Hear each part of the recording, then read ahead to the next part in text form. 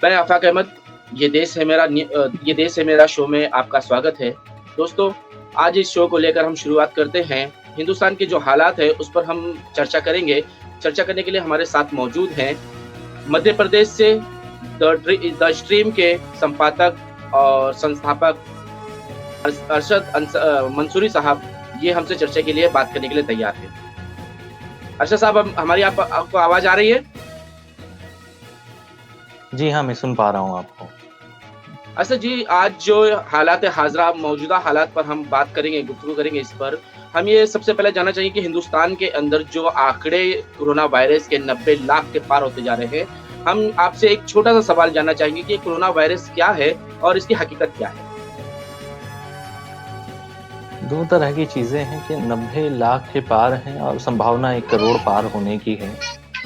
और जिस चीज़ को लेकर एक बड़ा वाबेला हिंदुस्तान में मचा हुआ है जी, कि कोरोना जी, नाम की कोई वबा है ही नहीं। जी, कोरोना पूरी दुनिया के अंदर बहुत ज़्यादा उथल-पुथल मचा चुका है। इसके ही वजह से ख़ासकर आप देखेंगे तो अमेरिकी चुनाव बहुत प्रभावित हुआ है। बिल्कुल, डोनाल्ड ट्रंप की हार के अंदर कोरोना क्राइसिस बहुत बड़ा रहा है, वजह बहुत बड़ी है। बिल्कुल। और आगे बढ़ने के साथ ही संभावना है इसकी, लेकिन अब वैक्सीन बन चुकी है।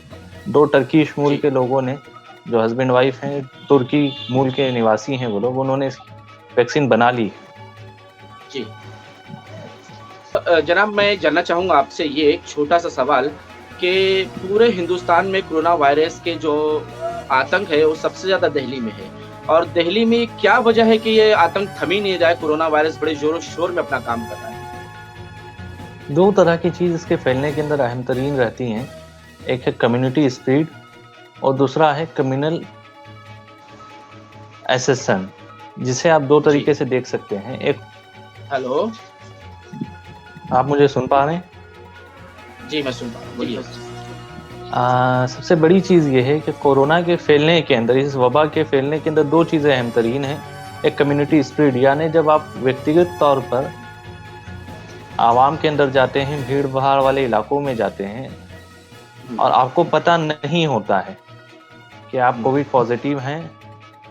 हुँ, और दूसरा होता है कि आप जानबूझकर, कई ऐसे मामले हिंदुस्तान के अंदर बड़े-बड़े हैं कि जिसके अंदर लोगों को पता था वो कोविड पॉज़िटिव हैं, उन्होंने अपने घर के बाहर जो है सील नहीं लगाने दिए हैं, ना ही नोटिस लगाने दिए हैं वो कोविड पॉज़िटिव हैं। उन्होंने क्वारंटाइन के सील्स नहीं लगने दिए हैं, आपका आइसोलेट नहीं होने दिया है अपना एरिया। दूसरी चीज़ होती है कि जानबूझकर इसे फैलाना। हुँ, एक ऐसी बड़ी चीज़ है जो अपर क्लास कम्युनिटी है इंडिया के अंदर, उसके हुँ, अंदर आपको हरियाणा के एक अपर मुख्य सचिव थीं, उनके बेटे कोविड पॉज़िटिव हुए थे 2 महीने पहले। उन्होंने अपने हुँ, घर के बाहर नोटिस नहीं लगने दिया था, ना ही अपने घर को आइसोलेट होने दिया था। तो 2 तरह की जी। चीज़ें हैं, एक अनजान होकर आप भीड़-भाड़ वाले इलाके में जाएँ और दूसरा होता है आप जानने के बाद भी अपना काम जारी रखें और लोगों से अनजान बने रहें कि मुझे कुछ नहीं हुआ। हम ये जानना चाहेंगे आपसे कि जिस तरह से माहौल दिल्ली का बन चुका है और महाराष्ट्र का भी हाल बुरा है, तो क्या इस स्थिति में दिल्ली में फिर से लॉकडाउन हो सकता है? लॉकडाउन की संभावनाएँ कम हैं, क्योंकि जब लॉकडाउन, फिलहाल अभी तक हमने बीते 3 महीने का जो लॉकडाउन देखा है, उससे देश की अर्थव्यवस्था -10% में, जी हाँ। यानी मनमोहन सरकार के अंदर हम +10% में चलते थे। हमारी हुँ, ग्रोथ हुँ, हुँ। रेट होती थी 10% से, लेकिन अब हम -10% से ग्रोथ कर रहे हैं। जी। तो लॉकडाउन जैसी स्थिति फिर बनने की उम्मीद तो नहीं है। कुछ सख्त कदम हो हुँ। सकते हैं, उठाएगी सरकार, मुझे उम्मीद। तो कोरोना वायरस के बाद हम एक सवाल जो हाल ही में 19 तारीख को बहुत तेज़ी के साथ कई चैनलों ने दिखाया था कि 19 नवंबर को लोगों ने ये चैनलों पर देखा था, कई चैनलों पर कि हिंदुस्तान की फ़ौज ने पीओके पर एक सर्जिकल स्ट्राइक किया था और बहुत ज़बरदस्त तरीके से उसको न्यूज़ चैनलों ने पेश किया था और कुछ बीजेपी के कार्यकर्ता भी थे, जो बड़े ओहदेदार थे, उन लोगों ने भी ट्वीट करके लोगों तक ये मैसेज पहुँचाई थी। सर, हमारी जनता जानना चाहेगी कि ये सर्जिकल स्ट्राइक हकीकत में था या फेक न्यूज़ चलाई गई थी? देखिए, ये सर्जिकल स्ट्राइक फेक न्यूज़ थी, क्योंकि हमारी खुद की वायुसेना ने इसका खंडन कर दिया है। लेकिन बिल्कुल। ये कोई जी, पहली जी। बार नहीं है, ये पहली बार नहीं हाँ, है कि ये हो रहा है। क्या कोई अफवाह को सत्य बनाकर दिखाने की कोशिश की जा रही। ऐसे कई मामले बीते 7 सालों के अंदर इस देश के अंदर उभर कर आए हैं, जिसके अंदर अभी तो खंडन हुए हैं, जिसके अंदर मान लिया गया है कि ये झूठी खबर थी, लेकिन ऐसी कई खबर हैं जिन्हें दिखाया गया जो झूठी थी, अफवाह थी, लेकिन उनके ऊपर किसी ने माफ़ी तलाफ़ी नहीं की है। हमारी वायुसेना के एयर कमांडर लेवल के एक अधिकारी ने आकर प्रेस कॉन्फ्रेंस की और उन्होंने कहा कि हमने ऐसी कोई सर्जिकल स्ट्राइक पीओके में नहीं की है। और जिस तरीके से इसका प्रचार किया गया, ये एक धूमिल राष्ट्रवाद जिसे हम कहते हैं कि लोगों के अंदर राष्ट्र के प्रति प्रेम चेतना बढ़ाने के लिए था, लेकिन ये नकली तरह के राष्ट्रवादी लोग हैं जो जनता को गुमराह करते हैं और सरकार की सहानुभूति के लिए काम करते हैं। अर्षद जी, हम ये एक चीज को स्पष्ट करना चाहते हैं कि क्या ये पत्रकारों की जिम्मेदारी नहीं है, वो एडिटर्स की और वो राइटर्स की जिम्मेदारी नहीं है कि वो इस चीज को पहले देखे, परखे, समझे, फिर उसके बाद इसको लाइव किया जाए? सबसे बड़ी बात तो ये है कि भारत के अंदर प्रेस की आज़ादी जो है दुनिया के अंदर 125वें स्तर से नीचे है। तो आप इस उम्मीद को तो भूल जाइए कि इतने बड़े लेवल पर लोग सत्ता की चाटुकारिता छोड़ देंगे। आज जो हालात हैं बीते 10 सालों से, इस सत्ता में नहीं, इससे पहले वाली सत्ता ने भी पत्रकारों का, पत्रकारिता संस्थानों का बहुत दमन किया है, लेकिन बीते 7 सालों में जिस तरीके से इन संस्थानों का और इन संस्था के अंदर कार्यरत लोगों का जिस तरीके से दमन हुआ है, और उन्हें रेंगने का नहीं कहा गया था, उन्हें झुक के चलने का कहा गया था, तो वो रेंगने लगे। उन्हें कहा गया कि आप जो है रात को दिन कहिए, तो उन्होंने उसे ब्रह्मांड कहना शुरू कर दिया। तो उम्मीद तो नहीं हो सकती आप, यहाँ तक कि अर्नब गोस्वामी जैसे पत्रकार के लिए एडिटर गिल्स लिखता है कि उनके साथ जो हुआ वो गलत है, लेकिन इस तरह के पत्रकार जिन्होंने ट्वीट करके, जिनके चैनलों ने चलाया कि सर्जिकल स्ट्राइक हो गई है, पीओके के अंदर धड़ाधड़ बम बरस रहे हैं, और यहाँ तक कि देश की बहुत प्रसिद्ध संस्था है press trust of India, PTI, उसी ने सबसे पहले ये ट्वीट करके जानकारी दी थी क्या पीओके के अंदर हमने सर्जिकल स्ट्राइक की है। तो आप कितना भरोसा रखेंगे? एक एज अ जर्नलिस्ट होने के नाते मैं तो अब इस तरह की भावना हो चुका हूं कि संस्थान सत्य दिखाएंगे। जी, यही वजह है कि सुप्रीम कोर्ट ने ऐसे चैनलों को पर डांट लगाई है और उनको डांटी भी दी है। अर्षद जी, मेरा आखिरी सवाल ये है कि आज पूरे हिंदुस्तान में वावेला मचा हुआ है, लोग हर तरह से चीमिया गोइयां कर रही है, कई केसेस ऐसे भी लोग झूठी तरीके से उसको सामने ला रहे हैं लॉ जिहाद के नाम पर। कई ऐसे केसेस लाया जा रहा है, लेकिन लॉ जिहाद को प्रूफ नहीं कर पा रहे हैं। जिन लड़कियों ने शादी की है वो भी कह रहे हैं हम बालिग हैं और अपनी मर्जी से शादी करें।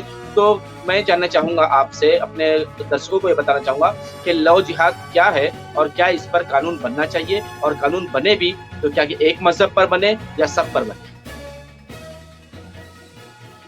पहली चीज़ तो ये है कि शादी, तलाक और आपसी ज़िंदगी के अंदर तालमेल, ये अभिव्यक्ति की आज़ादी का हिस्सा है। आप इसे कानून बनाकर रोकने की बात करेंगे तो ये होगा कि आपने संविधान का सेक्शन 31 क्रॉस किया। बहुत आसान से अल्फाज में आप इसे समझ लीजिए कि अगर से लव जिहाद के खिलाफ कानून आता भी है तो वो टिक नहीं पाएगा, क्योंकि और उससे बड़ी चीज़ है कि अगर आप, चलिए मान लेते हैं आप लव जिहाद नाम का कोई कानून बनाना चाहते हैं और आपको लगता है कि मुसलमान लड़के जो हैं वो लव जिहाद कर रहे हैं, शादी कर कर जिहाद कर रहे हैं, तो जिहाद शब्द का अर्थ सबसे पहली बात तो है कि इस देश के ज़्यादातर लोगों को पता नहीं।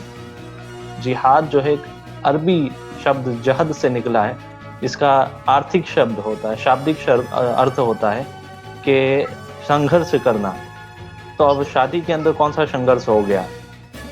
तो इसे संघर्ष नहीं किया जा सकता। इसे एक धार्मिक उत्पीड़न के तौर पर देखा जा रहा है कि आप पर्टिकुलर कम्युनिटी को टारगेट कीजिए, उनके खिलाफ काले कानून बनाइए, और इस कानून के बनने के बावजूद अगर से बन गया और सरकार इसे बना लेती है तो राज्य सरकारों से बनाने से ज़्यादा बेहतर होगा कि इसे केंद्र सरकार लाए।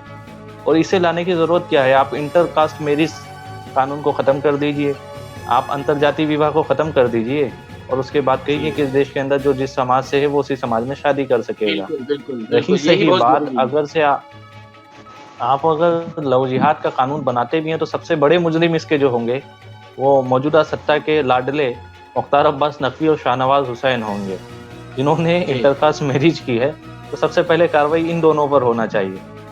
और उससे ज़्यादा आप कार्रवाई करना चाहते हैं तो परवीन तोगड़िया की बेटी पर कीजिए, करना चाहते हैं तो आरएसएस के बड़े नेता रामलाल की भतीजी पर कीजिए।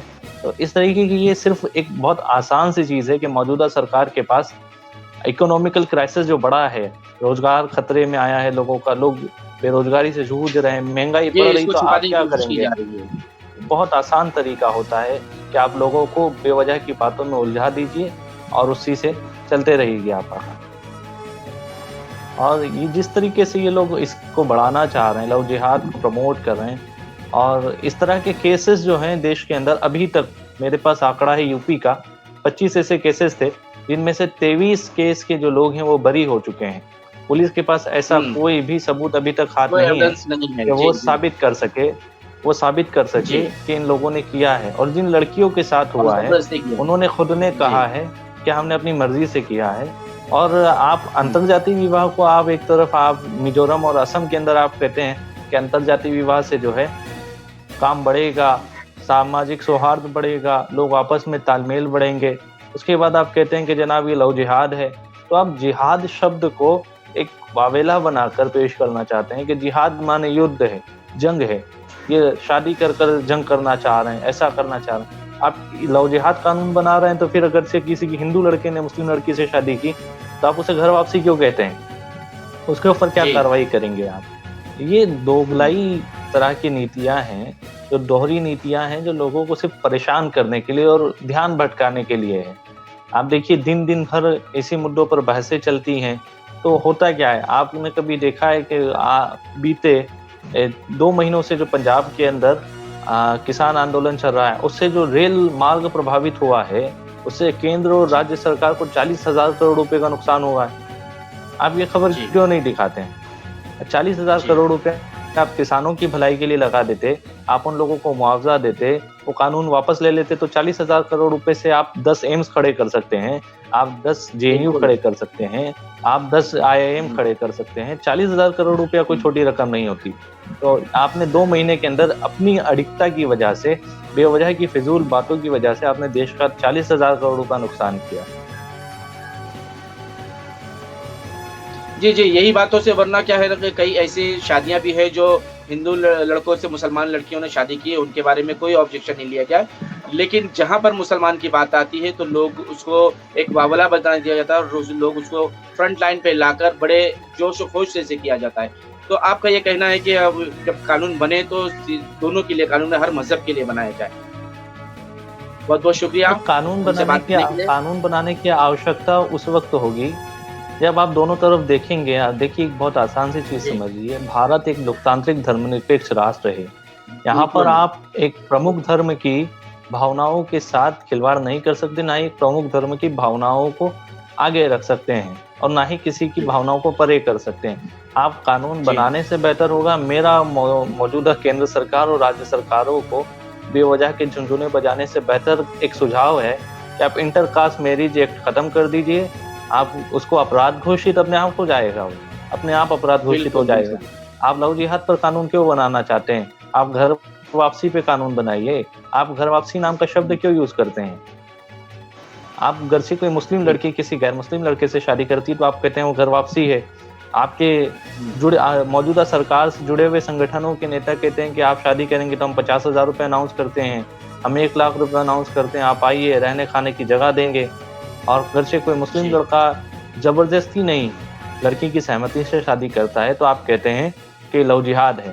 तो ये बेवजह का प्रोपेगेंडा है जो प्रमुख पार्टियां चला रही हैं। बहुत बहुत शुक्रिया।